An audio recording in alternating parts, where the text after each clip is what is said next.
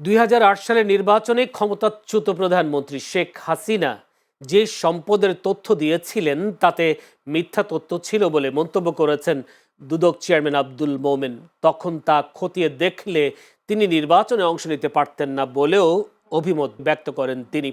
দুদক বিটের সাংবাদিক সংগঠন রিপোর্টার্স এগেইনস্ট কারাপশন র্যাকের 22তম প্রতিষ্ঠা বার্ষিকী উপলক্ষে রোববার দুদকের প্রধান কার্যালয়ে এক অনুষ্ঠানে এই সব কথা বলেন তিনি।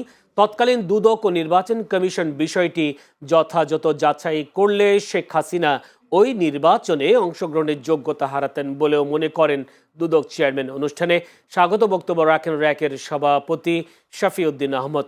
অনুষ্ঠান সঞ্চালনা করেন র্যাকের সাধারণ সম্পাদক তাবারুল হক।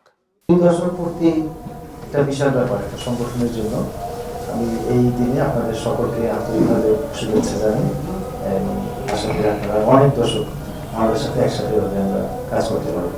আপনাদের এই অগ্রযাত্রা 2 দশকের অধিক হয়েছে, এটা চলতে থাকুক। মুসলিম পথ ও পাঠ সমস্ত বন্ধুর পথ পেরিয়ে আপনারা যে নিজেদের চলার পথটাকে মুসলিম করেছেন, এটা মুসলিম থাকুক, এটা বক্র যেন না হয়।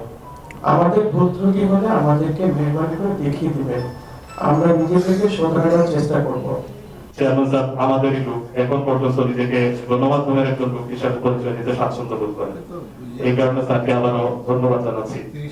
সুপ্রিয় সচিব, সবাই র্যাকের পাশে থাকবেন। র্যাকের এই পথ চলা আগামী দিনে আরো শক্তিশালী হবে। সবাই মিলে সবার র্যাক ঐক্যবদ্ধ প্রতিষ্ঠিত। একজন সংবাদ কর্মী যদি সৎ হন, দেশপ্রেমিক হন এবং সাহসী হন, তাহলে তিনি একজন দেশরত্ন। আমার মতো একটা মানুষ 10টা জীবন পড়ে উনি এক জীবনে যার অবদান রাখবে দেশের জন্য, আমার পক্ষে সম্ভব হবে। আমি মন থেকে দোয়া করি র্যাক এর প্রত্যেকটা সদস্য যেন একটা দেশরত্ন হয়।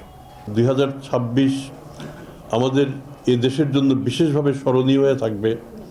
একটি বিশাল পরিবর্তনের পর এই সময়ে একটি গণতান্ত্রিক উত্তরণ হবে বলে আমরা প্রত্যাশা করি এবং এই প্রত্যাশায় মধ্যে বাস্তবায়নে দূরবর্তী শরিকদারদের আমরাও একজন, আর আমাদের সাংবাদিক ভাইরা তো প্রত্যক্ষ যারা কন্ট্রিবিউট করে থাকবেন তাদের অন্যতম।